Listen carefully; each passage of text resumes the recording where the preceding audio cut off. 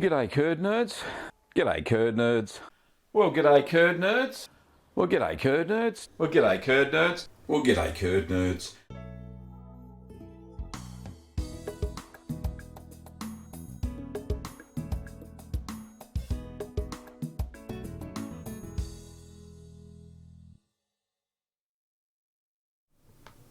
Well, g'day curd nerds, and the curd nerd light is flashing straight away. Let's just get that. And thank you to Jamie for your kind $10 super chat there, straight off the bat. Thanks, mate. Appreciate it. Well, welcome to Ask the Cheeseman 145. It's fantastic to be here on this fine, sunny, well, maybe sunny Sunday morning here in Australia. Shout outs this morning. New YouTube member Arthur Lago. Thank you, Arthur, for your patronage or your membership. And Sabah Hatton is another YouTube member. Thank you, Sabah Hatton. I appreciate it. And on the Patreon front, Jessica Gross. Thank you, Jessica, for your patronage. And thank you to all the YouTube members and patrons who support the show financially every week. Without you guys and girls, or curd nerds and curd nerdettes, we wouldn't be here. All right, all seems to be going well at the moment. Lots of people here and lots of questions to start with. But on the cheese front this week, the video, you would have seen already the Morbier taste test, which I did in our new studio, which is still under construction due to its intense odour. That was fun. Look, the cheese was okay. It could have done with some more salt. It would have got rid of that, some of that eye development as well. A little bit of overzealous lactic bacteria activity, I think, and a slight bitterness, which didn't impress me. It was right at the end, at the end of the palate after the taste test. So a bit more salt, a bit more time in the brine would fix up the Morbier, no problems at all. So maybe 1 to 2 hours, maybe even stretch it out 3, depends on how salty you like your Morbier. Anyway, the videos this week that I'm working on, I'm still working on marinated feta, even though it's in the jar. I might even get to the taste test and tag that onto the end of the video as well, but we'll see how we go. And I'm also working on today the wheys with whey. I've lost count of how many wheys with whey, but we will see how many there are going to be. All very cool. So let's say g'day to a few people. We've got lots of people in the chat. I think we've got 50 viewers at the moment, which is fantastic. Or 48, it says on the screen, I think. G'day to Ruth. Thank you, Ruth, for popping in today. Lovely. DJ, g'day DJ. I'll get to your questions soon. Monique, g'day Monique. A green underripe banana. Very cool. Somebody called Curd Nerd. Nice. Rylan, g'day Rylan. Ambrose, g'day Ambrose. Devon, g'day Devon. Who else we got there? Harry, hello Harry. Belgian Swede, g'day mate. Kelly, g'day Kelly. Jim, hello Jim. Where else? Nicola, g'day Nicola. Chloe, g'day Chloe. A-Marts. Who else we got? Michelle, Roger, Ben Saccharin, I think that's how you say it. Abdulwa, I think that's how you say it as well, sorry. Paul, we've also got Ben. Who else? Kim, of course. The lovely Kim is moderating today. She's in the other room. We got Lucas. G'day, Lucas. Wing Dog. Colin. Hello, Colin. And Darius. We got any more there? Let's have a look. Oh, we got Larry from Deep South Texas. The Only. Hello, Only. Jamie. Hello, Jamie. And Gabrielle. I think that'll do. All right, cool. All right, that'll do. Yeah. All right, let's go and have a look at some questions, shall we? I do have a treat today. I've lined up a cheese gallery from all the people that sent me photos over the week. Let me just tee that up, and will I be able to do it live? Well, g'day curd nerds. G'day curd nerds. Well, g'day curd nerds. Well, g'day curd nerds. Well, g'day curd nerds. Well, g'day curd nerds.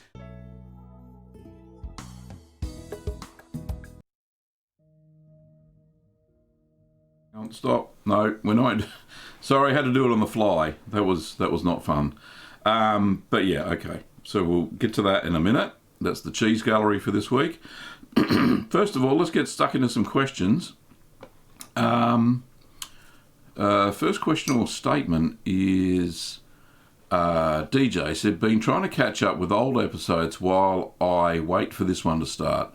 Made it through all the podcasts and a few of these. I'm hooked. Love the old podcast. First time I am tuning in live. Well, welcome, DJ. Thanks, mate. First cheesy questions from Monique from Sydney. Says, G'day, Gav. Is the English/American style mesophilic that you sell similar to MA 4001 you use for your stir curd cheddar recipes? It's one and the same. The naming is not my naming, it's from our manufacturer. But yes, it is Choose It MA 4001, Monique, and it is one of the best starter cultures I've ever used for stir curd cheddar recipes. And in fact, it's great for all sorts of cheddars, including most of the English style cheeses. And it just gives that extra bit of flavour that's just amazing. Okay, Devon says, G'day Gavin, I made some petite blue and they have a few white, probably from the camembert. Any issues? Also, I made my first Shropshire blue. Watch your video. Did you ever make it again? Okay, first question, if you made some petite blue and there's a few white spots, just rub those off a little bit with a little bit of brine. Hopefully the blue will come through. It should have come through by now. So you got a bit of cross-contamination there, so maybe your ripening box was not as clean as it could have been. That usually happens, especially it gets into the mats. So you really do have to scrub them with I use a little nail brush to get rid of all the gunk in between the rungs of the mat, so that fixes that. Did I ever make Shropshire blue again? No, I haven't. I've only made it the once. I've still got some left to eat, so no, I haven't made any more. Belgian Sweet says, good day, Gav. Got to say, my favourite video is your St. Marcelin taste test. Is that the one I made all the funny faces? Yeah, that was unique. What are the concerns with using raw milk? Do I have to pasteurise it? If I do, should I use calcium chloride? A few questions there. Concerns using raw milk. If you trust the source of the milk, then it'll be fine. Use it within the first 3 days. There should be no issues at all. Make sure that as soon as it was milked, then they take it down to 4 degrees Celsius and keep it there until they give it to you. Do you have to pasteurise it? Well, it's your choice. You can use the low temperature, long hold method, which is a better method of pasteurisation. It actually preserves some of the enzymes, so you'll be able to use those to your betterment in the cheese making process. Do you have to use calcium chloride? Yes. Once you've heat treated any milk, it destroys a little bit of the soluble calcium within the milk, so it's best to add in some calcium chloride. Okay. I get a follow-on question. The dairy I get the milk from is local and reputable. They cool the milk, then bottle it, and I get it in 2 days. Well, yeah, you should be right, mate. Okay, Jim says, G'day Gavin, Webber and Kim. It's great to kneel at the step stool of the royalty and learn from their feet once again. Thank you, Jim. You think you hype us up a little bit too, mate, but that's okay. And Belgian Swede says, trying out the Lauder mould today with Gouda. Very good. Yeah, I'm in conversations with Lauder to get them to use their payment system a little bit better. I think they're doing bank transfers. They don't have PayPal or credit card facilities, so I'm trying to help them out there. If they want to sell these things, they better make it easy for people to buy them. The less resistance on an e-commerce site, the better off and the bigger the sales. I've experienced that. Anyway, next question. Roger says, I've ordered the Lauder mould as well, and it is en route to me right now. Looking forward to trying some cheese recipes with it. Ah, cool. And we've got another super chat that hasn't popped up in my feed. Where is it? Right down the end, Gabrielle Armstrong. Thank you, Gabrielle, for your kind $2.99 Australian super chat. Appreciate it, I really do.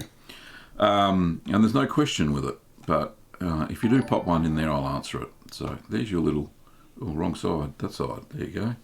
There's your little cheesy wheel. Okay, back up to the questions where I was, if I can find it. Did I miss anything?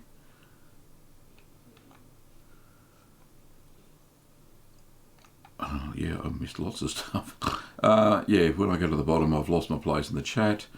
Okay, all right, cool. Paul says, Kia ora, Gavin. That's the traditional Maori greeting.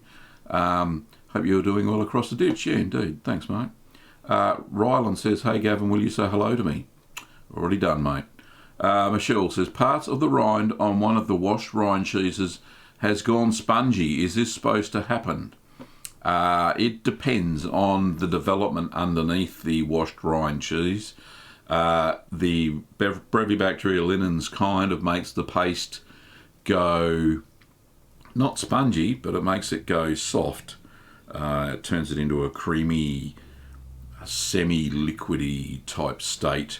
So that is what could be going on there. If it's a bit spongy, maybe there's a pocket of air, like you would have seen in the Morbier video. Anyway, Kelly says, Gavin, a quick question. Your recipes call for 1/8 of a teaspoon of culture.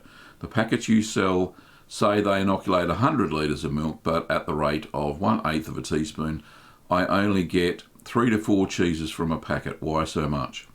Okay, so the amounts of culture in my recipes are an average. There are so many different types and brands of starter culture that I have to do an average across all the different size packets.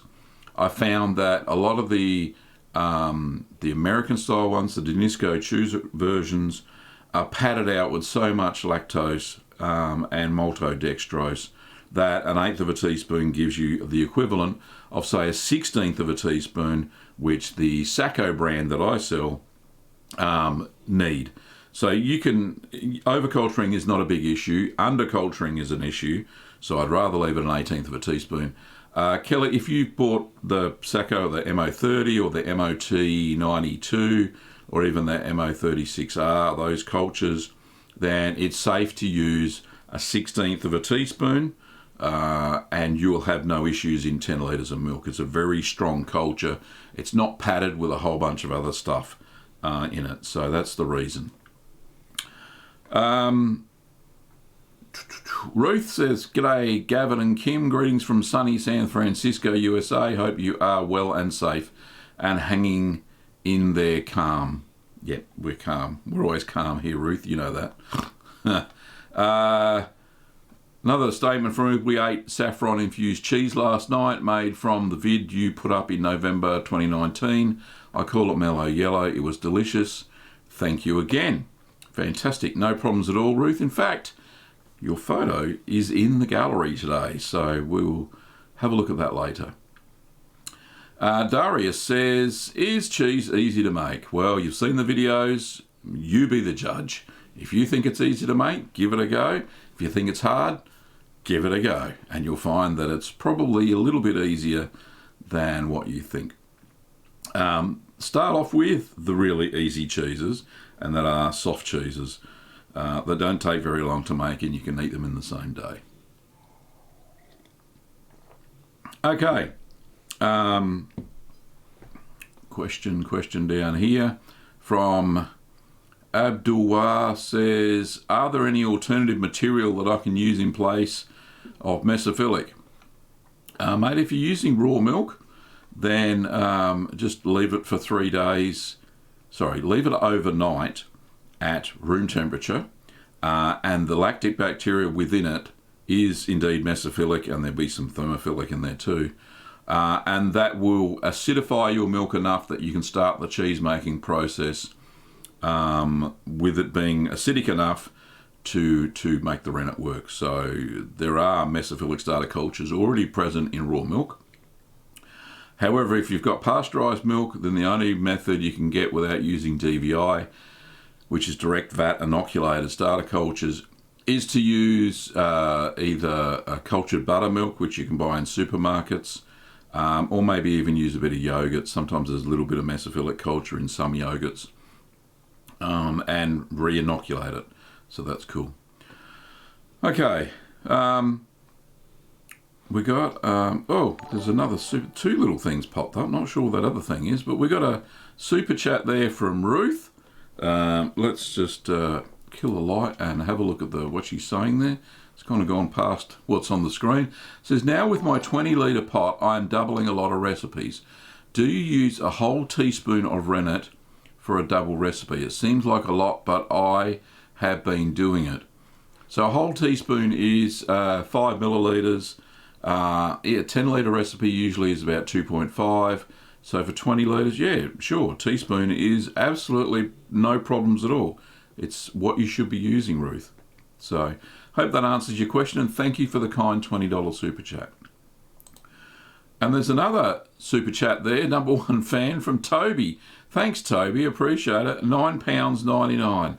Thank you so much. And there's just a lovely sticker. I think it's a pipe. What is it? It's a pear jumping up and down. Very cool. Thank you very much, Toby. Okay, back to the questions. Ben says, should I add calcium chloride to lactose-free milk? I'm making ricotta. I think I saw somewhere, Ben, that you said you were using ultra-pasteurised milk as well. So ultra-pasteurised milk will not set a curd, especially if you're using any rennet to make a rennet-based cheese. But for a ricotta, you may get away with it. You don't need to add calcium chloride if you're making acid-set cheeses like ricotta or whole ricotta. It doesn't matter because there's no binding of the casein nacelles, which happens during when you're using rennet. So lactose-free milk, some on the market that I've seen here in Australia are ultra-pasteurised, but there are some that are fresh milk, and all they've done is added the enzyme lactase, which breaks down the lactose into its two component sugars, because lactose is a complex sugar, whereas it breaks it down to its two simple sugars, which is glucose and galactose. And that's what lactase does. And you'll find most lactose-free milks have just added lactase, and it breaks it down to simple sugars, which people can usually digest, no problems. So if you're using ultra-pasteurised milk, don't use it for anything else. Ricotta you may get away with. A bit of vinegar should make it curdle. So anyway, I hope that helps, mate. Kim said, thank you very much, everybody. She's got one more surgery coming up in the next couple of weeks, and hopefully that is the last one. Yes, she's got one more surgery to finish off. She's still going through some treatment, for those who want to know. She has, she's still on a drug called Herceptin, which she has every 3 weeks and will do until February. She's got one surgery to go through, just to clear out some pre-cancer cells, and fingers crossed, that should be it as far as procedures go. And then it's just get better. The chemo drugs are taking a little bit of a toll on her at the moment, even though she's off them and has been for about 3, nearly 4 weeks. It's a slow road to recovery for the body to get back to what it was before. So we're just working through all those issues here at home, but that's okay. All right. Next question is, well, I think it's a question from Jamie. Jamie says, thanks for your tutelage. I have processed through many cheeses. I made S-rum from goat's milk, a washed rind cheese that took great care during the affinage. It came out fantastic.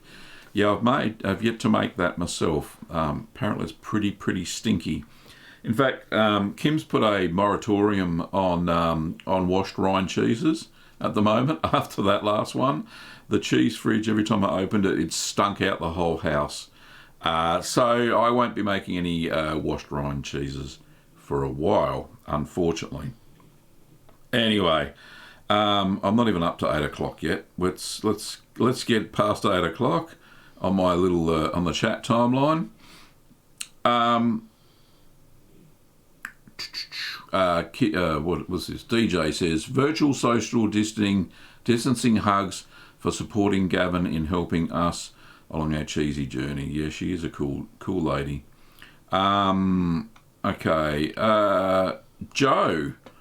A long time since I've heard Joe there. Hi Gavin, a quick question. I had an Alpine tome cheese that developed a Brevibacteria linens infection. I washed it with an iodine-based wash and then a brine. Sealed it and vacuumed. Have I ruined it? Yeah, that iodine-based wash called Idafor is used for washing equipment, not your cheese. And I wouldn't eat anything with iodine. Well, there's iodine-based salt, but that's a little bit different. Yeah, I don't know, mate. I don't know what you've done there. I don't think that's probably a good thing to do. When it gets a Brevibacteria linens infection, all you have to do is wash it with a simple brine solution with a bit of vinegar, and that'll kill it off straight away. Vinegar won't do anything to your cheese. Yeah, I don't know if I wouldn't even eat it. Yeah, if you read the instructions on a bottle of Idafor, you'll see why. It's a corrosive. Ronaldo said, hi, is there anything easier to find that could replace lipase? Yes, indeed. So, goat's milk and sheep's milk are naturally high in lipase. So if you use a bit of a substitute, say use 10% goat's milk in a cow's milk recipe, you'll get enough lipase that'll give that piquant flavour at the end.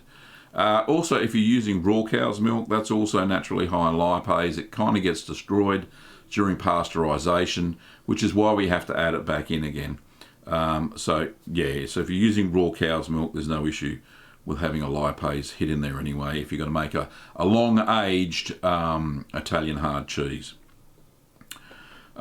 Steve says, hey Gavin, we know you love the blues. Do you think you could make a Roquefort for us? I could. I've got to find some sheep's milk. It's on the list already, but I'll put it down as a friendly reminder. And I'm having trouble getting hold of Penicillium roqueforti culture from our manufacturer. They are taking a long time to get it in from wherever they get it in from. So I don't actually have any in store, either the strong or the mild version. The only stuff I've got is pre-measured satchels, which work, no problems. That's what I make the Petite Blue with. But that's all I've got at the moment. Ryland says, hello, is it easy to make Parmigiano Reggiano? Well, I wouldn't say it's easy. It takes a year to mature. The process itself, not so hard, really. It's just having the patience to let it mature long enough to eat and to stop it from drying out completely. Is a bit hard. It's also very hard to make authentic Reggiano Parmigiano, as my Italian friends tell me all the time in the Parmesan video, because it's not the same. It has to be the same for my Italian curd nerd friends. Anyway, Aga's in the chat. Nice to see you, mate, all the way from Spain. Thanks for coming along today. Lovely. Already answered that question. Genji says, hello, how are you? You made mozzarella. Your milk has pasteurisation at your video. Quick mozzarella. Yes, it was pasteurised. Why did you fill in milk citric acid at 13 degrees. Is your milk from a chiller? Please help me. Yes, it came out of the fridge. I took the temperature up to 13 degrees Celsius, added the citric acid, because if you add it at the lower temperature, it tends not to curdle the milk straight away. If you add it at a higher temperature, like 40 degrees Celsius, it will curdle the milk and start it to split. And you don't want that. Sorry, I've got an itchy nose. That's better.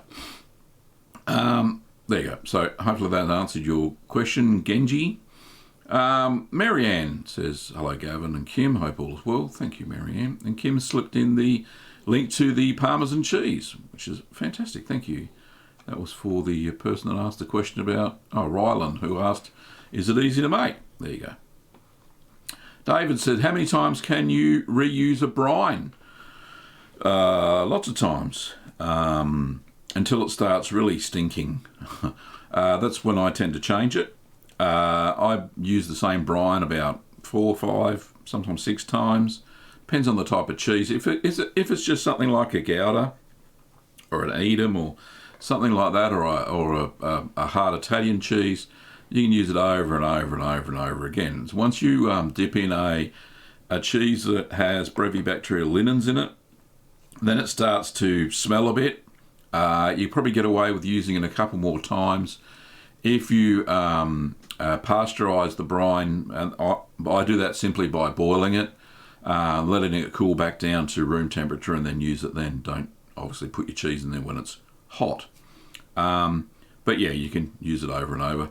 All I do after I take a cheese out is I put another 2 tablespoons of salt in, just to top back up the salt content of the brine, and that seems to work okay.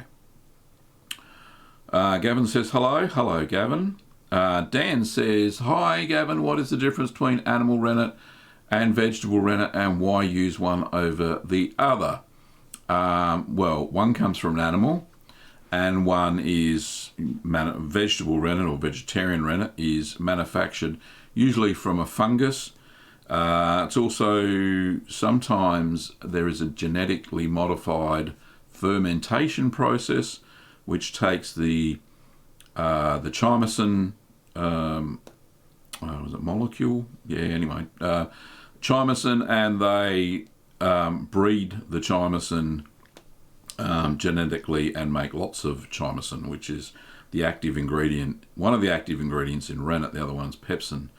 The difference, look, I only use vegetarian rennet. I use the fermented chymosin, and it works fine, no bitter aftertaste, anything like that. Purists will say that you should use animal rennet for, if you're making some artisan cheese, but I tend not to. I find that animal rennet goes off a lot quicker. So it only lasts 6 months in my experience, whereas vegetarian rennet can last up to 2 years and have no issues with coagulation. So they're the main differences. Manapate says, I love your videos in quarantine. Thank you, Curd Champion. Thanks, mate. Who else we got? T says, hello from Scotland. Roxy, hello from Tasmania. Jamie, Pacific Northwest Bear. Cool. Aga says, I got banned from cheese making due to obsessing about it. So many unmade cheeses. Probably going to give away all my stuff. No point in sitting unused. It sounds like an unhealthy obsession, Aga. I hope you get back to it soon, mate. Just relax, just calm, and it'll all be good. So, yeah, anyway. Okay, Jackrabbit says hello. Ben says hello, and says, hello, nothing about cheese, sorry man, but did you see the rocket launch? No, I did not see any rocket launch. I know that SpaceX and NASA were launching a manned mission. Hopefully it went all right. Hopefully there was no issues, don't know. Derek Hunt, g'day Derek. There's a surprise for you in the cheese gallery. So what time is it? It's half an hour into the chat. Let's do the cheese gallery and then we'll get back into the questions. Shall we? Here we go. Hopefully it works.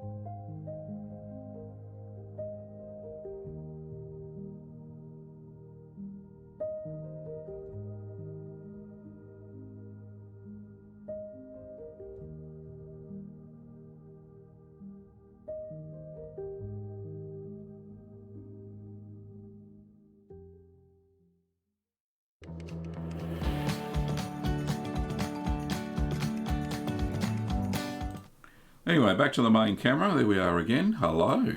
That was the cheese gallery. Now, if you have, I'll make up a little video like that. It took me about half an hour to put all those photos together and made them look fancy and put everybody's name up. So if you want to put your photos into the photo gallery, then there's a couple of ways you can get them to me. You can send me an email if you go to the About tab in the channel. There's an email address. You can send me an email with your photos. You can also send me an email you can post the pictures via the inbox on the Little Green Cheese Facebook page. So I can drag photos off of there as well. And you can share pictures of your cheese. Happy for you to pose in the merch if you want to. If you've got merch, you know, like this and stuff. Happy for t-shirt shots. I don't mind as long as it's cheesy. Anything rude obviously won't be there. I'm not going to put it up. This is a family-friendly channel. But yeah, your cheese making creations or even a picture of you making cheese would be fantastic. So I'm going to do a cheese gallery every week. It's only a 5-minute spot, as you saw, but I enjoyed putting it together and I hope you enjoyed watching it. Anyway, let's get back into the questions again. Okie dokie. Let's have a look. Where did I get up to? We talked about Agar and his obsession and the rocket. Yes. Julia says, good morning. I have a question. Not sure where to post a photo. I'm attempting to make my second petite blue. I'm using a mother culture Floridanica. It expanded overnight. If it expanded overnight, sounds like the milk was infected by a thing called coliform, which turns it into a bit of a sponge-like substance, means it's infected and you can't eat it. That's the only reason I can think that it would have expanded overnight. So it is no good. It sounds like the mother culture was infected as well. So it's best to use direct vat inoculated cultures, so the freeze-dried ones, which work straight away. You don't get any of those issues. So Julia, sorry to hear that. But you can send me a photo, like I said, either at the inbox of the Facebook page or there's an email address in the About tab, so go and check that out. Luke says, who we just showed his halloumi. Hi Gavin, I made a goat's cheese which did not have any specific moulds in it, but during maturation it developed some white mould spores. Is it a complete waste now? I washed them off with brine. If you washed them off, mate, that's fine, because they won't have time to develop the paste that like a camembert does. You keep washing them off, that's fine. There's so many. If you have a look at commercial cheese makers, especially ones like cheddar or some goat's milk cheese, there are molds and bacterias everywhere, in the air, in your ripening boxes. Doesn't matter how hard you scrub them, they seem to still linger around.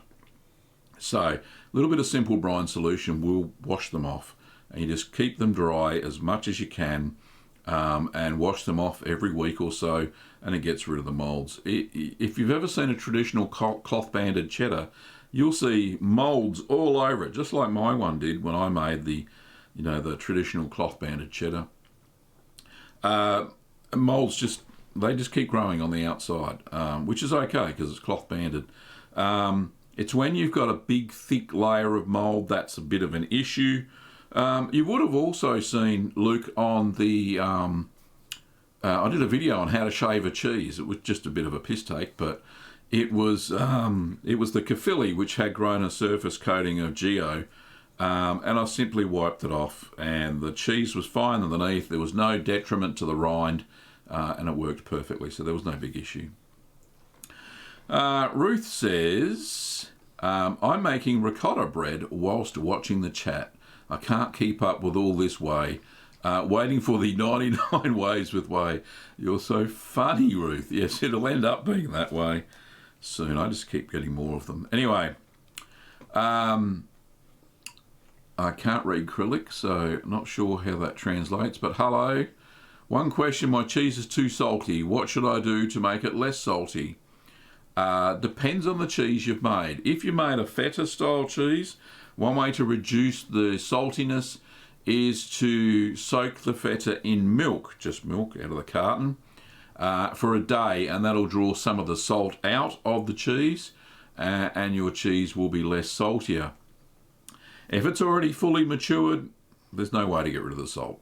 You can't. You just got to eat it or give it to the chooks, the chickens. So yeah, there's no way to take salt out of fully mature cheese. Like I said, if it's a feta, or you've just brined the cheese and you brined it too long, you can soak that in milk too. That draws a little bit of the salt out. But that's the only way to do it, really, that I know of. Could be another way. Roxy says, I want to ask about half batches. When you scale down a recipe for less milk, do you also scale down the press weights and maturing time? Yes, good question, Roxy. So usually when you do shrink down a recipe, the mould size becomes smaller as well. Pressure is determined by the surface area that you're pressing. Now, those pressures that I use are usually for the 165 millimeter basket that I use. It's 16.5 centimeters, or I'm not sure how many inches that is, some inches.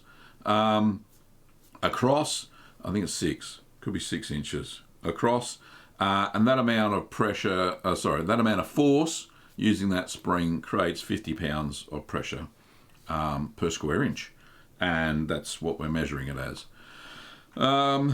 So yes, the smaller the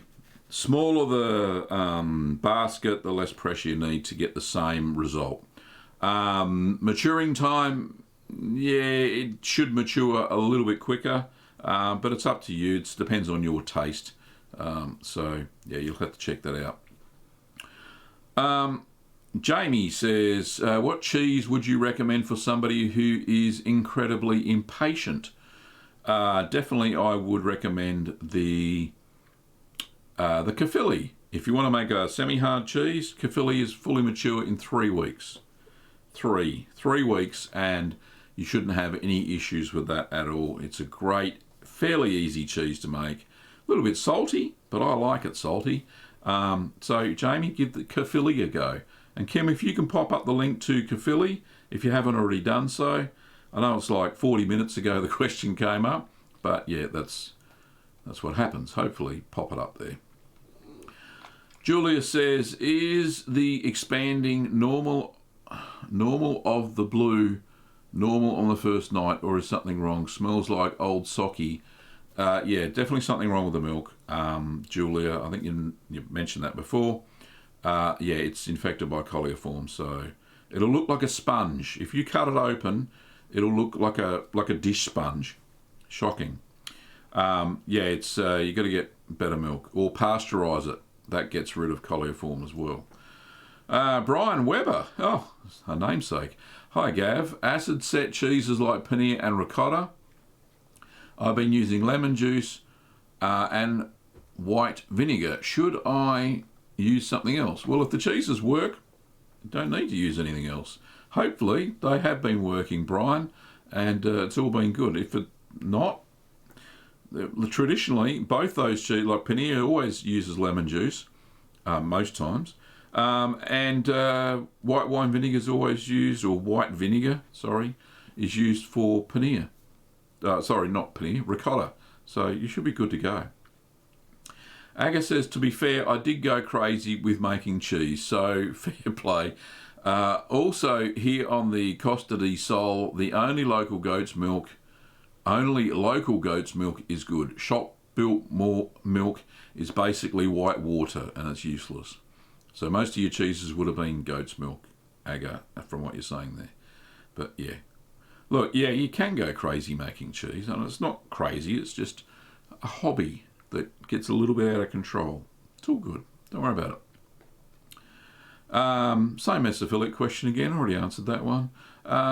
Wolfhound says, Gav, in your experience, how long does raw cow's milk last in the fridge? Well, safely, I would say, from experience as a kid, we never left it, because I grew up on a dairy farm and we didn't have a pasteurisation machine.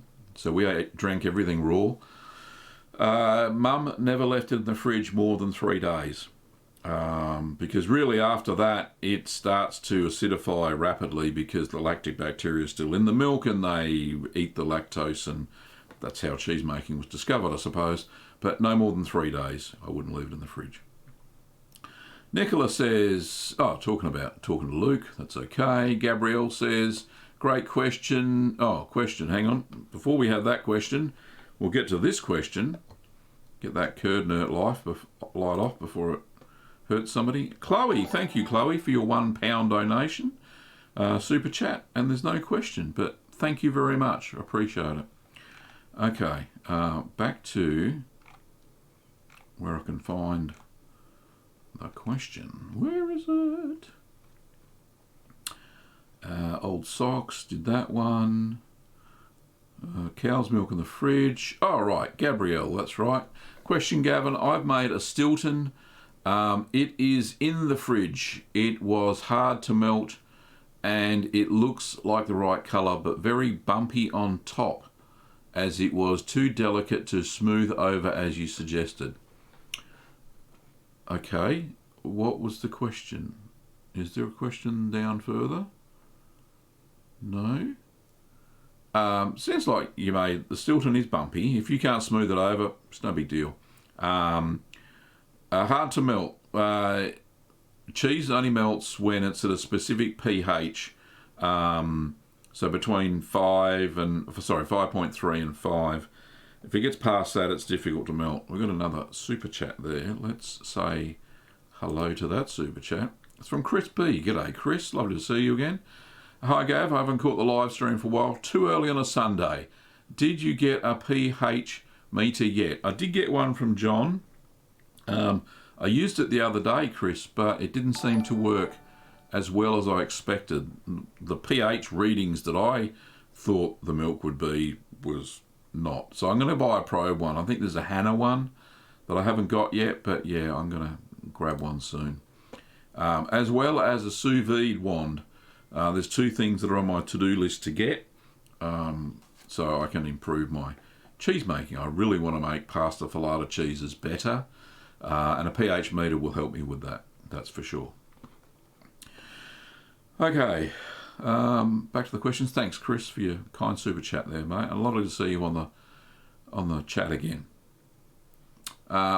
Laura says, hi, Gavin. I waxed Gouda, your recipe, at 4 months of aging, and it's starting to expand. Is this late blown? Is it a goner?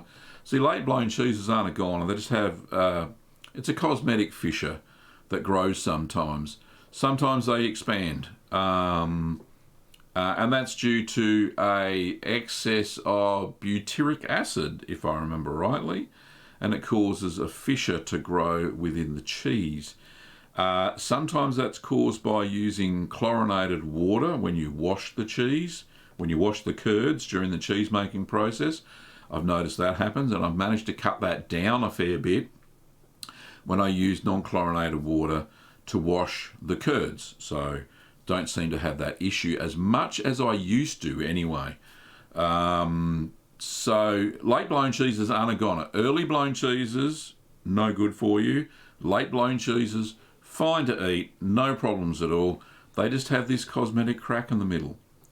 What commercial cheeseries or cheese makers use is this stuff called lysolac, and it's a product derived from egg whites, which they add at about I think it's 0.3 grams per 10 litres of milk, and this stops the development of butyric acid. But yeah, you can still eat it. It'll be fine. Don't worry about it. It'll just have some eyes and maybe a crack down the middle, but it will still be fantastic, Laura.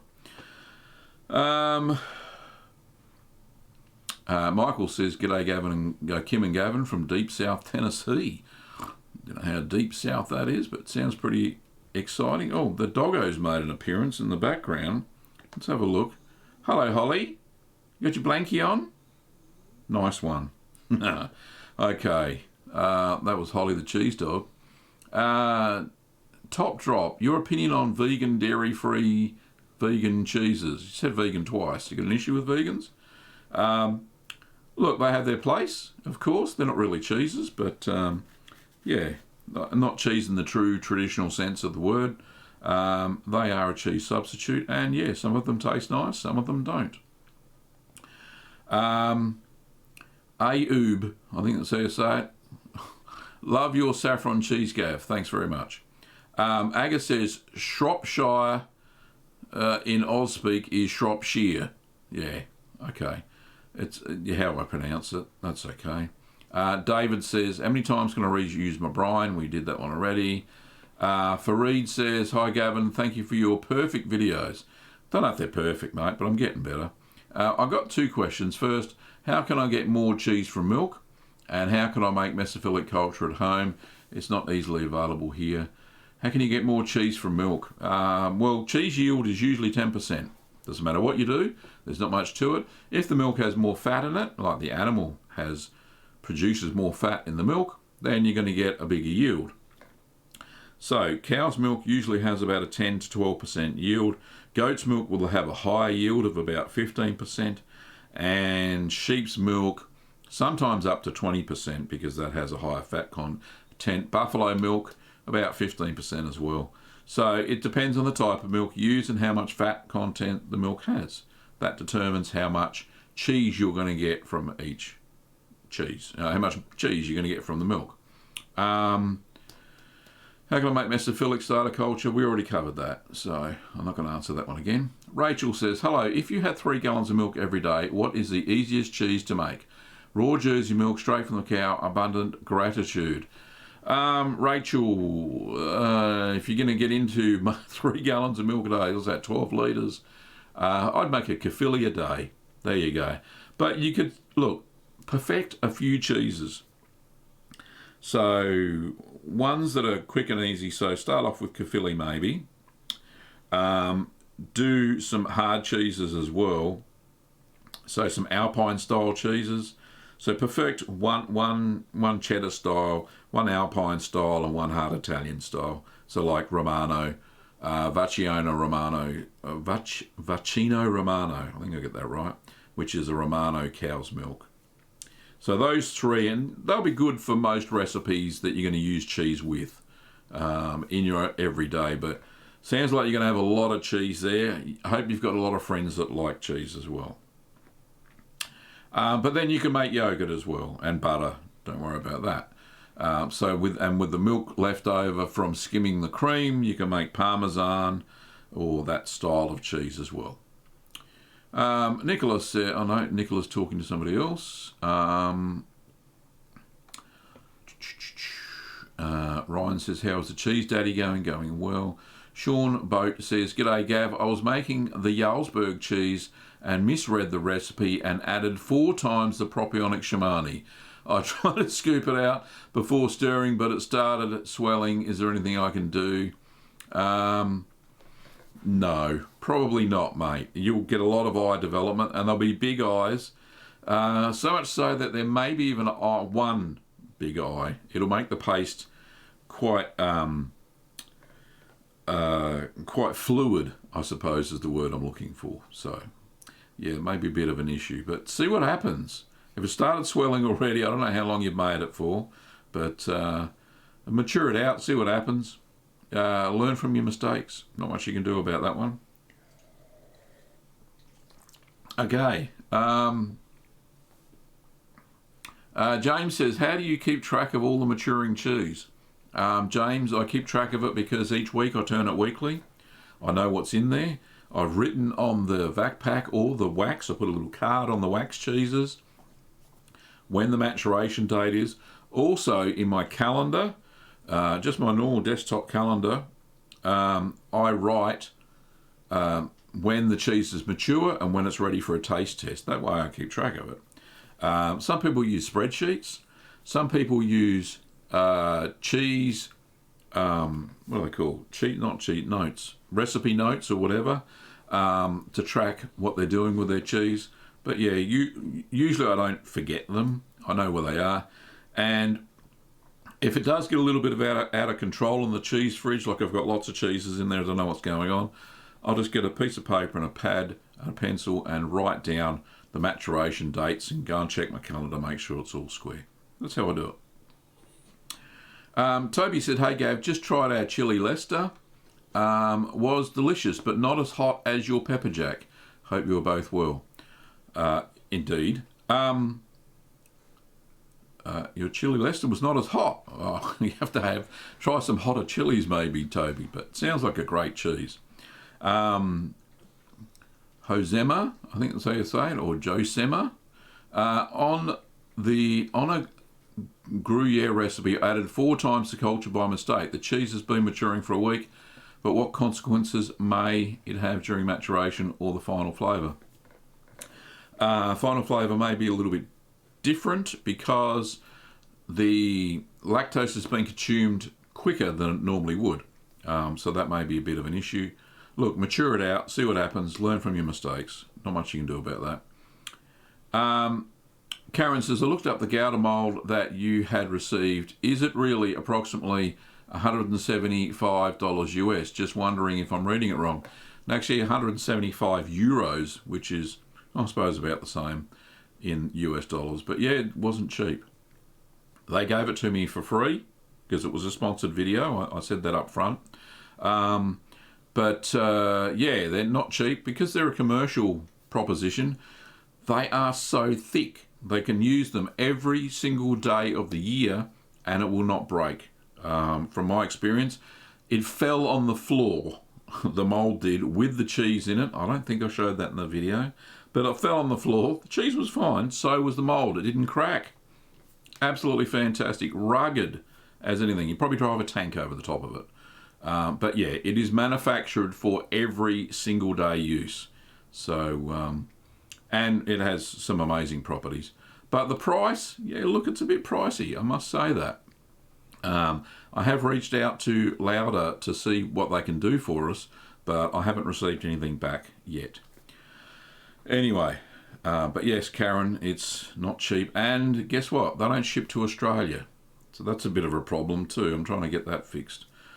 Herbert says, hi Gavin. Hi Herbert, lovely to see you, mate. $500, you are joking me, $500 super chat. I'm going to let the curd nerd light go all day. Hello from Virginia, USA. Have you ever made a cheese with coffee? Anila, I have not. And thank you so much for that $500 super chat. That's crazy. I'm just flabbergasted. Thank you so much. I really appreciate that. Have I made cheese with coffee? No, I haven't, but there are plans to make one. The only way you can really use coffee, because it's quite bitter after it's ground, is that you rub the cheese in a coffee. Sometimes coffee and honey works, so I've been told, and you can rub powdered, well, not instant, just ground coffee over the outside. It does give it a little bit of a bitter flavour on the rind. But thank you so much for your $500 super chat. Hopefully that wasn't a mistake. And that was all good. Alrighty, fantastic. It's 5 minutes till the end of the show. We will keep going a little bit. See how we go. See how many more questions I can pump out. Ruth says, shout out to Steve Benz, who makes the Mercedes-Benz of curd harps. I love his stainless steel harps. He's making me a custom harp for my big pot. Hooray for Steve. Now I get lovely cubes. Indeed, Steve did send me, Ruth, one of the wooden ones he made with the hardwood. I think it was cherry wood. Absolutely fantastic design. If anybody wants one and they're in the US, I think, and Canada, there's a link in the description below to the Steve's curd harps. I get a small percentage of the sale, so it is a sponsored link. But Steve does make amazing curd harps and does ship them all through US, I think Canada as well, but check that out.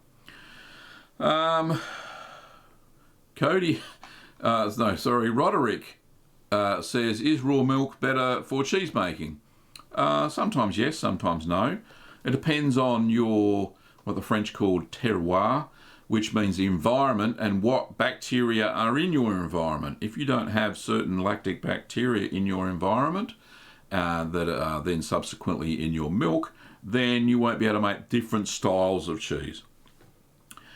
One of the pros for pasteurising milk is you can add in then lactic bacteria that is not native to your area, and you can make different styles of cheese. So, pretty cool. Cody says, do you think I'll ever find love? Don't know, Cody. Start making cheese. You can impress the ladies that way. Jim says, no, not Jim.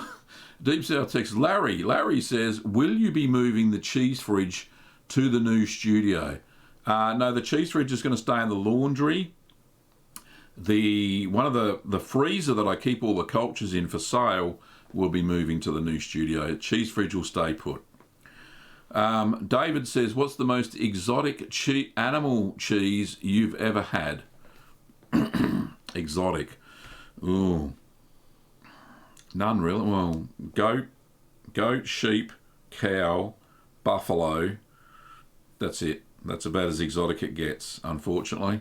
But the buffalo cheese, I had a buffalo mozzarella, real buffalo mozzarella. Shore River Dairy, I think that's what it was, make this fantastic buffalo cheese here in Australia, buffalo mozzarella style, and it was to die for. It was just amazing. I've never had anything like it. Anyway, probably exactly the same as mozzarella in Italy, fresh. So, Genji says, is your milk put in the refrigerator for making quick mozzarella? Yeah, we already did that question. We'll move along. Ruth says, if you keep making cheese, Cody, the love will come. It's very attractive. I love you, Ruth. You're amazing. Jim says, new curd nerd here from Texas. What size mold do you use? Mine is taller, but it seems like you get more cheese with your wider mold. Not sure. What size is yours? Mine is the 165 mold. I'll just bring it up. Do I have it? I have cheese molds and baskets. Gav, just stop pressing buttons. So this is the mold. I'm just going to our shop where we do shop stuff. Just a quick plug. There it is. littlegreenworkshops.com.au is our shop, and there's the cheese basket, 165. So it's 165 millimeters, or I think that's 6 inch, and 140 millimeters high, which is 5 inches off the top of my head. But yeah, so that's the mold that we use, and if anybody wants the link, we're still not shipping internationally as yet, but we will get there. Australia Post still hasn't changed their ban per se on picking up from our business. It's one of those things. Hopefully, I'm going to get on to them this week. Some of the restrictions have been lifted as of the 1st of June, which is tomorrow, so fingers crossed. Australia Post will start picking up. We can go international again. That's cool. All right, let me just see if Kim's given me the wind up there. Yes, she is. We are finishing right now, so sorry if I didn't get to any other questions. I'm sorry about that. But anyway, our store link, littlegreenworkshops.com.au, as you saw. You can support us either by hitting the join button down below and becoming a member, a YouTube member. I think it's $4.99 a month, and you get early access to videos that I release, so you get 24 hours before everybody else. Or you can become a Patreon. There's a link in the description below for that, and you get different levels of rewards for different tiers of support. Also, if you want some of this cool merch, blessed are the cheesemakers, there's the merch shelf down below, or you can go to the merch store, which is teespring.com/store/cheesemantv. And there we go. You can get cool cups as well as t-shirts and a whole bunch of other stuff. Anyway, thank you for watching, Curd Nerds. I really appreciate it.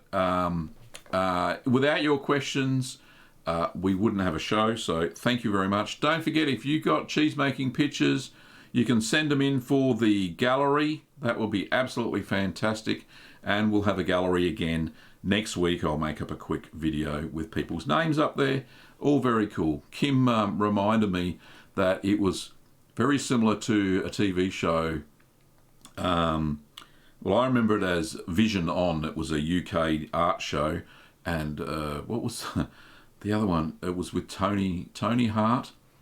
Art, not Art Attack, something with art in it, and they used to show pictures that kids sent in, and it had this cool music, which I can't use for copyright purposes, but yeah, they had a gallery, so cheese gallery, very cool. Send your pictures in, very cool. We'll put them in the gallery for next week. It's only a 5-minute slot during the show. I think people appreciate it. Anyway, thanks for watching, Curd Nerds. We will see you next Sunday morning, all things being well. Let me just think, what's the date next Sunday? Just a quick 7th. Yep, that should all be good as far as I can tell. Anyway, thanks for watching, Curd Nerds. I'll see you next time.